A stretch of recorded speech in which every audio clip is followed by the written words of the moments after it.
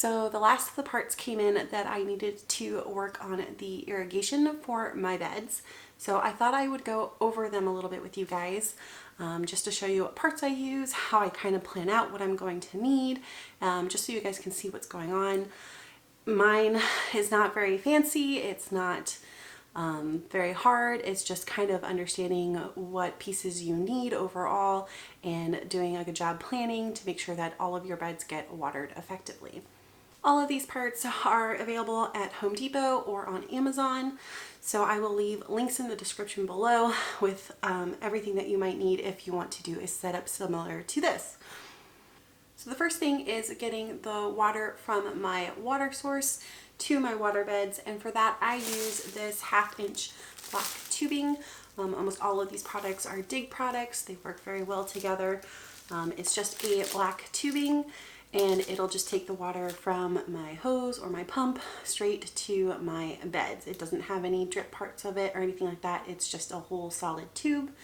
They do suggest that you lay it out flat in the sun for a couple of days to help it uncoil. It is not a very flexible tubing, so if you're planning to do tight corners or needed to change direction suddenly, you are going to need a couple other parts. So these are the 3 main pieces that I use. It is a T-shaped piece, a end piece that stops the water at the end of the line, and an L-shaped piece. Each of these pieces are used throughout the garden. I use them to pull sections off to go to a specific bed, to bend it around the corner if I need to, and to stop the water from coming out the end so you get the pressure that you need in order for the drip lines to work properly. All of these parts are compression, so they just take a little bit of strength to go onto this black tube. And you literally just push them on, and they're pretty solid from there on. I've had no issues with leaking, and I've had no issues with my stuff falling apart, so they work pretty well. So this is the setup I had last year. These are the 4 beds I had, and this is my water source here. I use the 1/2 inch poly tubing in order to get from the water source to each individual bed, and I just laid it straight from here and then all the way straight down the side closest to my house along the whole row of beds. The T connectors and the L connectors are what then got the lines from ground level up into the beds themselves, since I have raised beds. This I use as a junction, and I take a little bit of tubing and run it towards the bed here. The L shape will then bring it up to the height of the bed, and then a second L will bring it over into the bed. So I have a T shape here, 2 L shapes here to get into the bed. I'll have one about 4 foot long piece of the Polydrip pipe in the bed itself, and then I'll have an end stopper on the end here in order to keep the water from flowing out. So now that we have our main water line hooked up to all of our individual beds, this is where the drip lines actually come into play. This is a drip line with 6-inch spacing, and I will run 4 of these in each bed. I kind of garden by the square foot, so this runs down the center of each of my squares and waters my plants directly for the most part. I will kind of put a little bit more on the far ends of my bed that are facing south, basically, because I usually plant carrots and things that have a little more dense capacity than a tomato or a single plant in a single square, and that gives me a little room to fold it around into a little circle, and that gives me just a little bit extra irrigation there.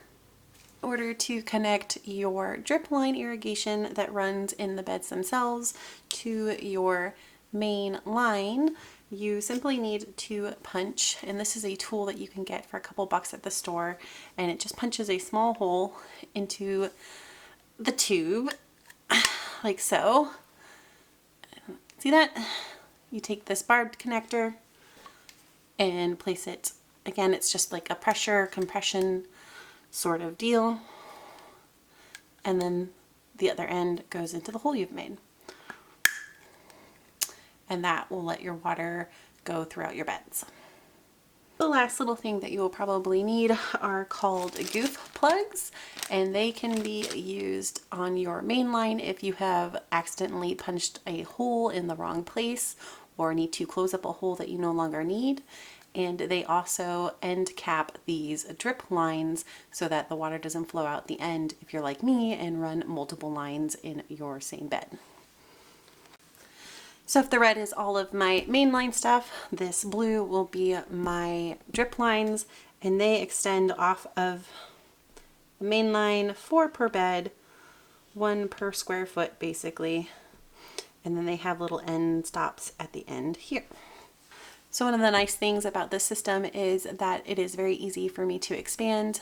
I have 3 new beds right up top up here this year, and all I have to do to continue to get water to them is replace an elbow here with a T-post and continue the line up and do the exact same thing I did with these ones, just for the new beds.